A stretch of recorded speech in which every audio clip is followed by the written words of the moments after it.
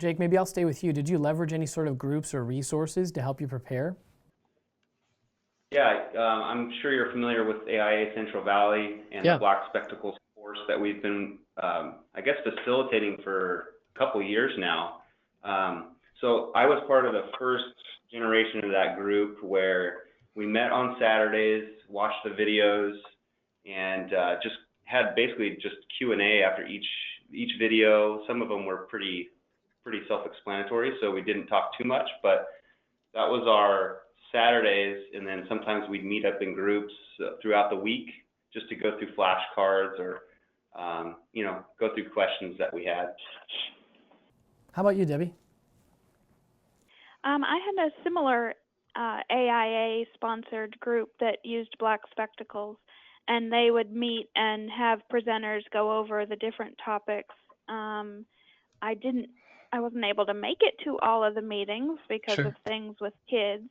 I did go, I think I only made it to one, but I had access to the Black Spectacles. Also, our library had all of the Kaplan books, and I bought the Ballast books, so I used all of those resources for studying. And by being in the AIA group, I met another person who was going through the test at the same time, and we kind of met up and have kept track of each other's progress. And I think that was really great, just to have somebody who is going through it to talk to and to cheer on through it.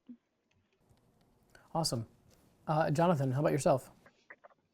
Well, because at the time that I was taking my exams, I was really pretty much the only one taking the exam and my time period. So I wasn't really studying with anyone else particularly, but luckily our firm does have a library of study material, and because I'm on the education committee for our firm as well, I made sure that we had up-to-date material. So I would check out those.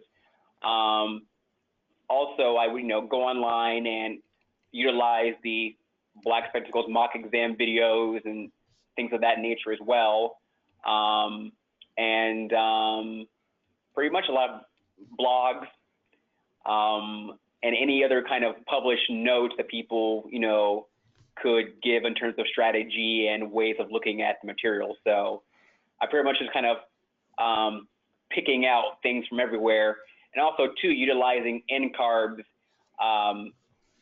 practice exam and going through the list of resources that they pull questions from, and actually going through and purchasing some of those books that they recommend and going through those as well. Yeah, I think that's a good one. It was really interesting when you realize that, a lot of the when they explained to us how they craft their questions, they explained that for every single question that they put out there in the exam, they need to have some sort of authoritative resource that backs it up. And so a lot of in most of the cases, those books are the ones that they list on their website. So that's a good suggestion. I think that's maybe a little tip for everyone to take those books seriously. Although, admittedly, they're very long, so maybe use them for reference. Very, very long. Yeah. And you can't go through all of it, but at least try to pick, through some of it as much as you can.